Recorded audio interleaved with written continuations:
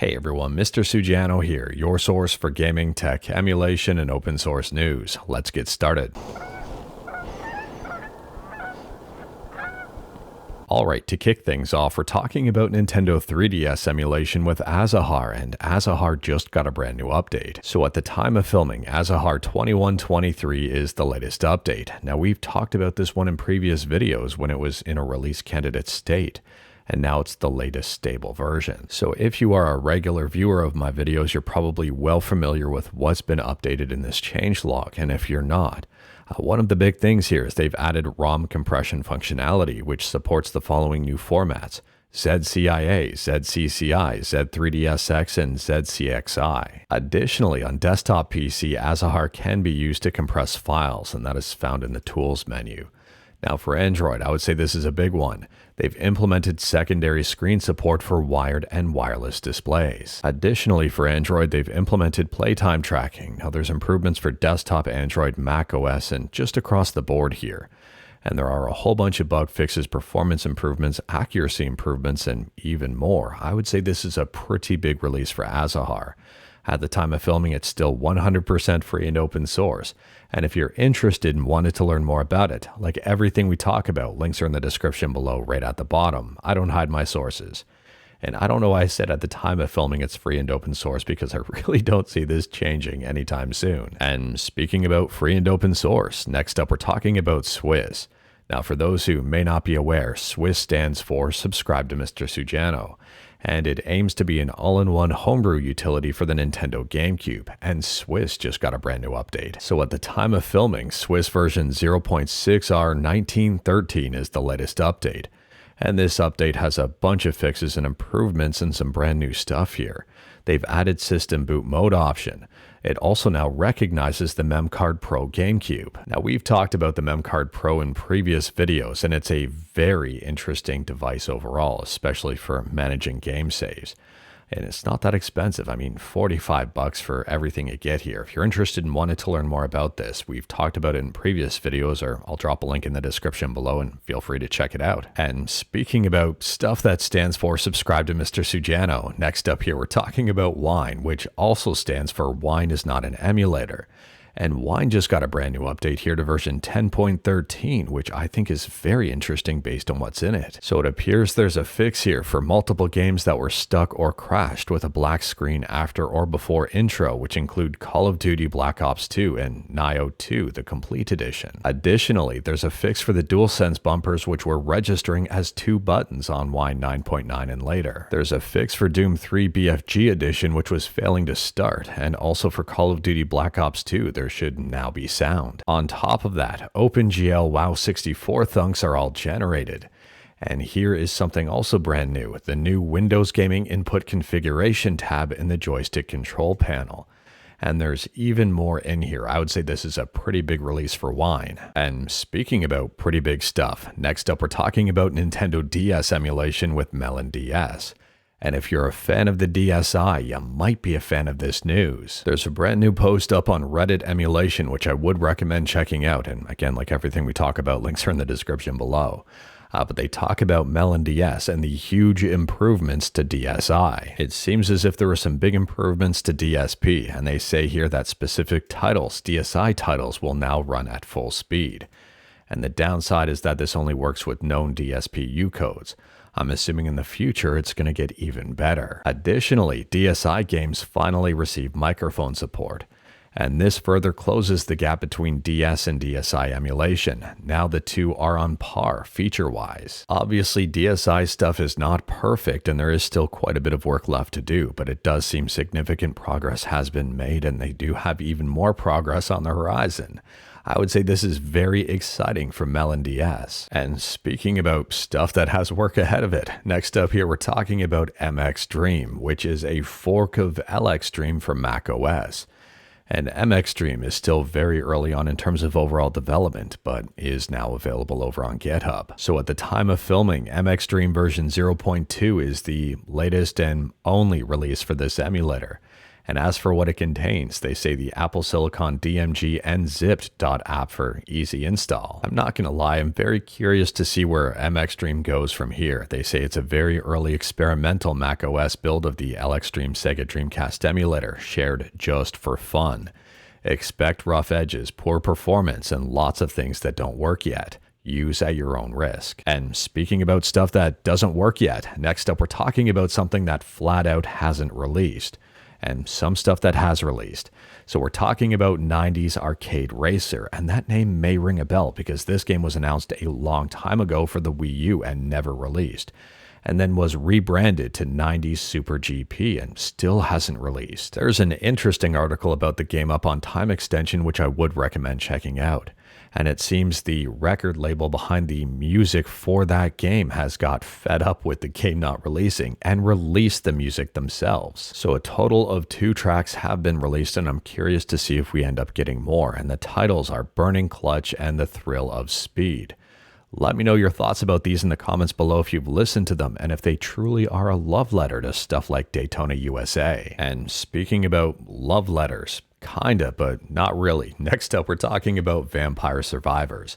And if you're a fan of Vampire Survivors and you're also a fan of board games, you might be excited to know that there's a brand new Vampire Survivors board game on the way. Now, in terms of release date, I'm pretty sure you're going to have to be patient on this one because the Kickstarter is not live yet. It does seem they'll be taking to Kickstarter to fund this game overall.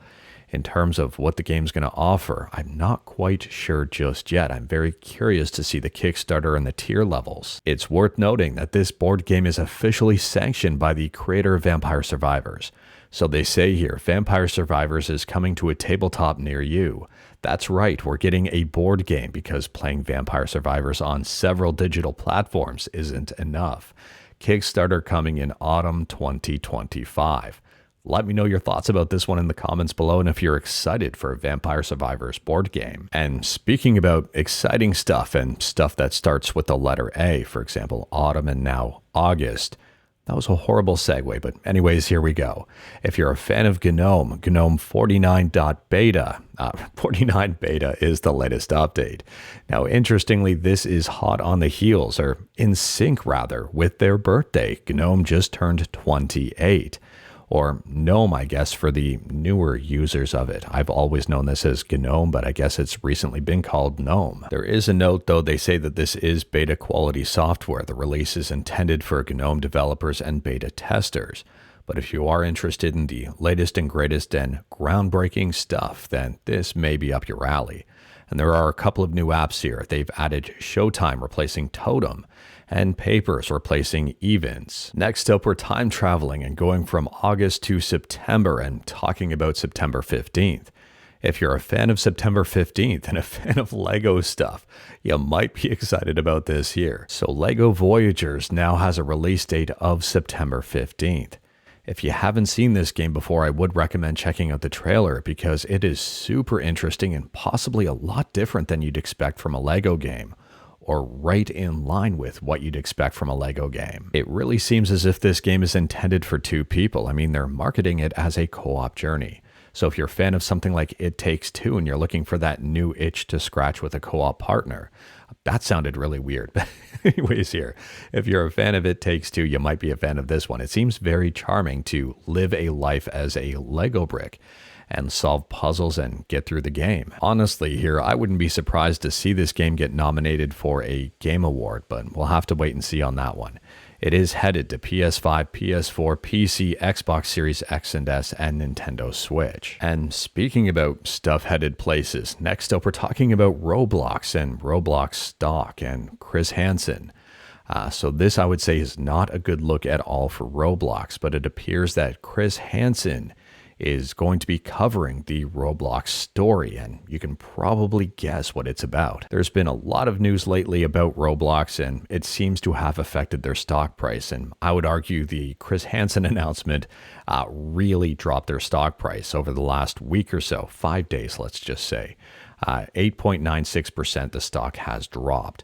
Mind you, if we take a look year to date, the stock is up huge, almost 100%. Now, I could be wrong here, but probably not. I'm assuming that Chris Hansen looking into Roblox and child safety is probably going to have a very negative outcome for Roblox overall. I'm assuming it's going to be very damaging reputationally for Roblox. And I'm also assuming that parents who learn about this will probably restrict their kids from playing Roblox. I'm very curious to see what happens here moving forward. Let me know your thoughts. And speaking about curious to see what happens moving forward and controversial stuff, next up we're talking about PETA. And I guess PETA here has wrote an open letter to Nintendo demanding Nintendo remove Mario Kart World Cow's nose ring. Yes, you heard that and read that correctly. The full letter's up over on Nintendo Soup if you wanted to check it out yourself. And I guess they're calling here for empathy towards bovines and removing the nose ring. I'm not going to lie here. I am very curious to see what happens moving forward with this one and if Nintendo does anything. I would assume Nintendo is going to do absolutely nothing about this because if I'm not mistaken, PETA are also not the biggest fans of Pokemon and creatures directly battling or being forced to battle. And speaking about curious to see what happens, next up we're talking about something arguably a lot less controversial, and that is Made by Google 2025, which is happening on August 20th. Now it seems as if Jimmy Fallon, Stephen Curry, initially, when I read this, I was very excited. I thought it was Chuck Norris, but it's not. It's Lando Norris, and the Jonas Brothers are going to be involved. Now, I do want to point out, nothing against Lando Norris. I mean, Lando Norris is probably the better choice overall. I think Lando is probably much more in tune with the latest technology than Chuck Norris is. Arguably, Chuck Norris doesn't need technology, and cue a bunch of Chuck Norris jokes.